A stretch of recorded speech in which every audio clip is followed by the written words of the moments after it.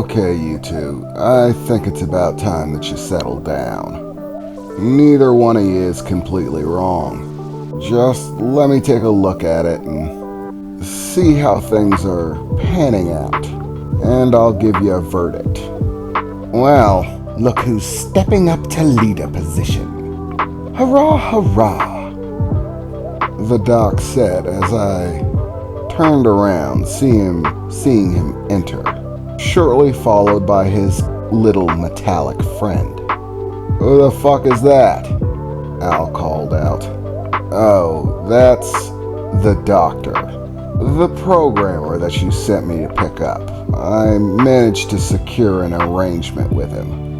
There's more to it, but we'll get to that, I said as I walked up, beginning to stand between them, create a bit of distance, so to speak, and began looking over the papers that they had on the workshop table.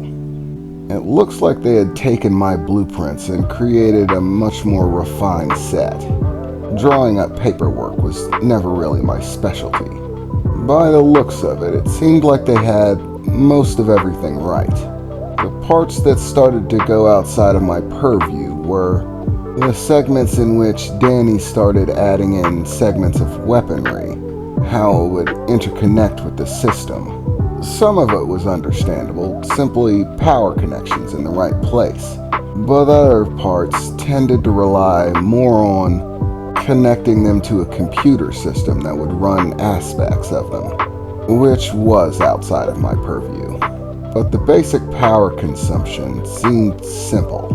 They were drawing a heavy amount of energy from the engine. Al was right, that kind of pull would definitely slow me down.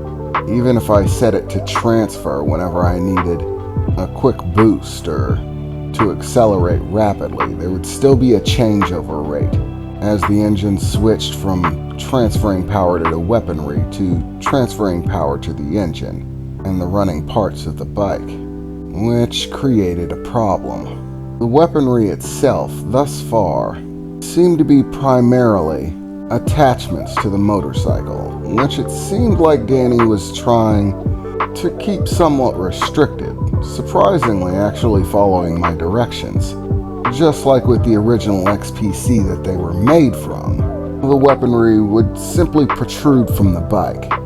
The armor would shift and allow the weapons to exit out and begin firing.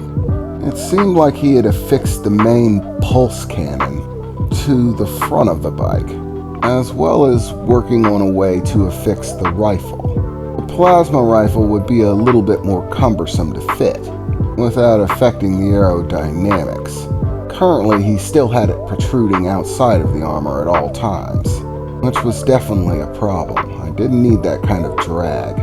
And a weapon sticking out can be shot or torn off. Lots of different things can go wrong with it. And still, there was the problem of the power consumption, and what to do about it. But then a thought occurred to me. What if I avoid the power consumption issue altogether?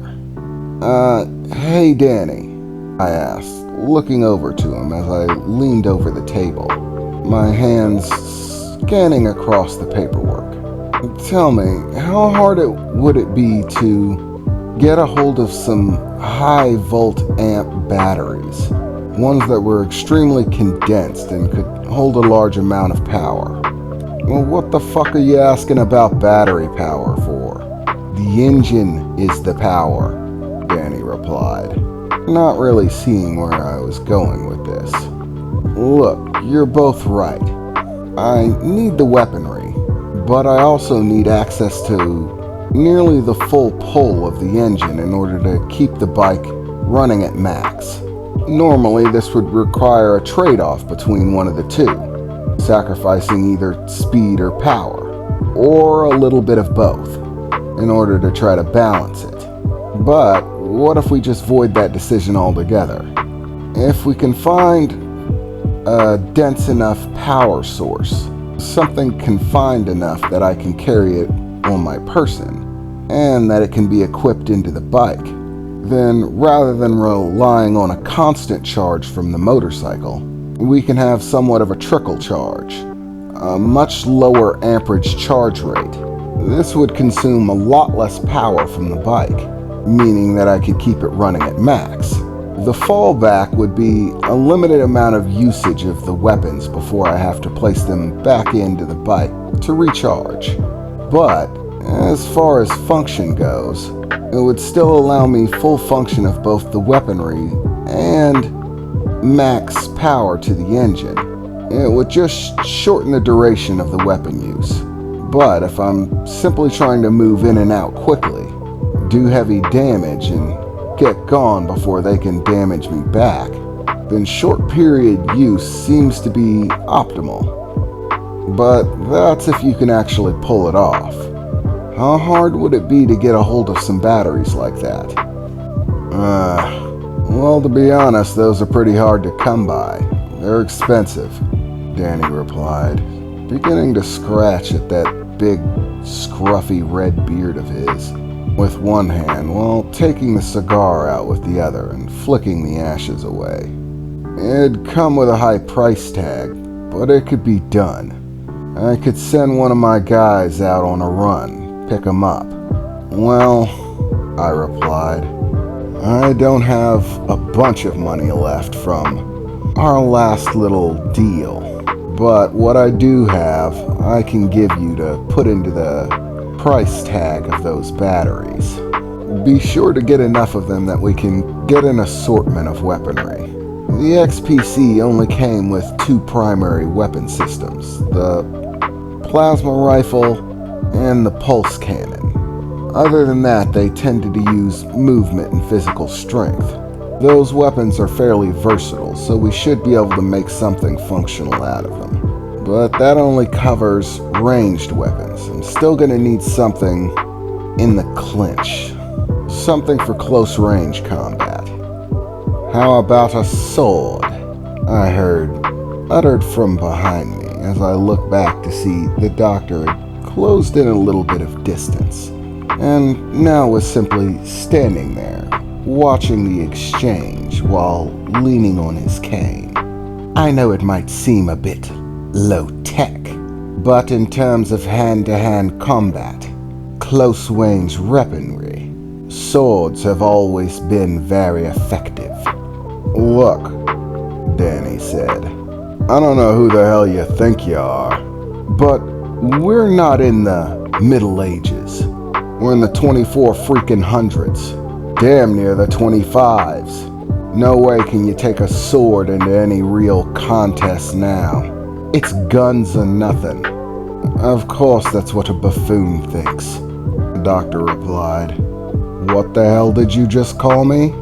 Danny said back, placing the cigar back in his mouth and taking a few steps forward. Okay, this is starting to look bad. I called you a buffoon. It's a very simple insult. I would think you'd be able to grasp it. Okay. Your scrawny ass is heading for a beating. I think you might want to retract that insult. Oh, dear me, the doctor replied, extremely sarcastically. This Goliath individual is going to do me physical harm. Whatever shall I do? Listen closely, you gorilla. The art of war goes back longer than you could possibly imagine. So long as human beings have lived, they have always fought. One another, animals, even things that you could scarcely imagine. And regardless of the advancements of technology, sometimes it is the most base weapons, refined and honed over countless centuries, that are the most effective. For all the glory and destruction that bombs and guns, rocket launchers can cause, the simple effectiveness of a blade has not withered when at an exceptionally close range in a contest for life and death between someone with a gun and someone with a knife. The man holding the knife will usually win. It's a simple matter. Try to understand it.